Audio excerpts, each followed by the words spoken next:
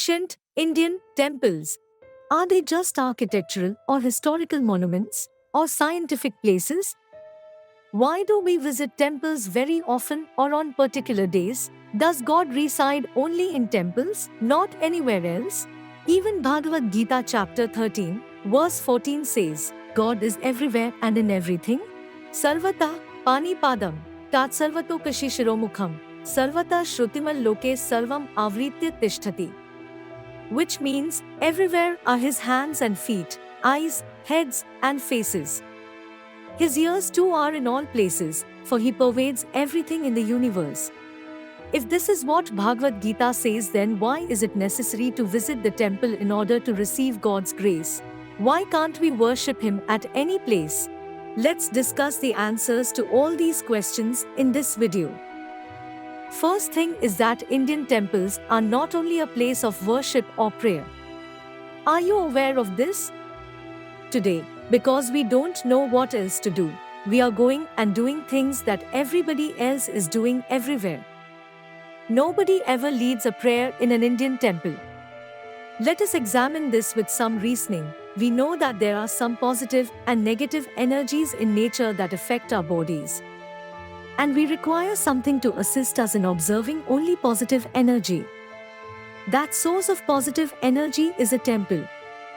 Our ancient Indians built the temples deliberately at a place where the positive energy is available abundantly from the magnetic and electric wave conveyances of north and south post push. The idol of God is set in the core center of the temple, known as Garbhagruha or Mulasthanam. Ideally, the structure of the temple is built after the idol has been placed in a high positive wave-centric place. This Mulasthanam is the place where Earth's magnetic waves are discovered to be most extreme. A lot of science indulges in the construction of these temples. Indian temples are the place where science meets spirituality to attain the highest knowledge to strive for eternity. Every single facet, the structure created is a science that affects the visitor. Temple architecture is a highly developed science. The place perfectly holds positive energy around the people visiting them. The architecture helps visitors to indulge in meditation effortlessly. The temple floor is to let the positive energies flow through the people, entering from their feet. Every aspect of a temple, starting from the construction to the type of rituals followed and the presiding over everything, lets the cosmos flow through the veins of the visitor. In ancient times, temples were built in a certain area that had maximum positive energy. Visiting such a place re-energizes a person's mind, body, and soul. Positive energy increases the concentration of the devotee to connect with its higher self. This is one of the main reasons to visit temples every day in Indian culture.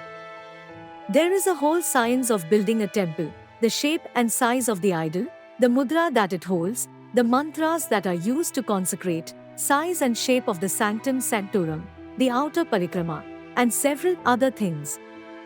If these things are properly matched, it will become a very powerful field of energy. So, the tradition tells you, every day in the morning, before you go to your work or anywhere else, first thing is you take a bath, go sit in a temple for some time, and then go out into the world. It is like a public battery charging place. So, Indian temples were never the places of worship or prayer. Even now it is not so, though people now are slowly trying to make it like a church, where they go and pray. Otherwise, in our tradition, they told us to sit there for some time. At least in South India, it is still alive in some places. But now they are just touching their bottom to the floor and going away. All the temples were built for different purposes. Some for physical well-being, mental well-being, material well-being. Like this, they built various types of temples. You may have noticed that when we have various types of troubles in our lives, our family priests or certain astrologers advise us to go to a specific temple or perform a particular ritual. Because every temple possesses a different kind of energy that helps us solve our problems. Remember that the temples and the deities within them never solve our problems, but rather they are the sources that enable us to solve our problems. There is a whole science behind every type of temple. Unfortunately, not knowing how to maintain it, we have killed lots of temples. And today, we are building temples like shopping complexes, probably for the same purpose. Temple has become more like a club. But a temple in its original form is a very powerful energy center. We humans have 5 senses. And each ritual, like ringing the bell, lighting the camphor, offering flowers, applying tilak and performing Pradakshina in the temple, is meant to activate our senses. Once these senses are activated, the human body can absorb the positive energy generated in the temples to the optimal level. These rituals, in fact, activate all the 7 healing centers in our body.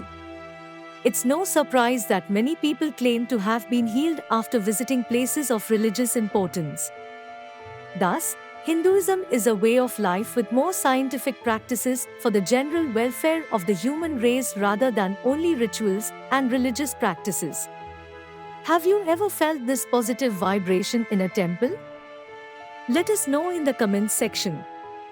Stay tuned for our upcoming video explaining how to observe more positive energy when you visit a temple and the significance of ringing the bell, lighting the camphor, offering flowers, applying tilak and performing Pradakshina in the temple.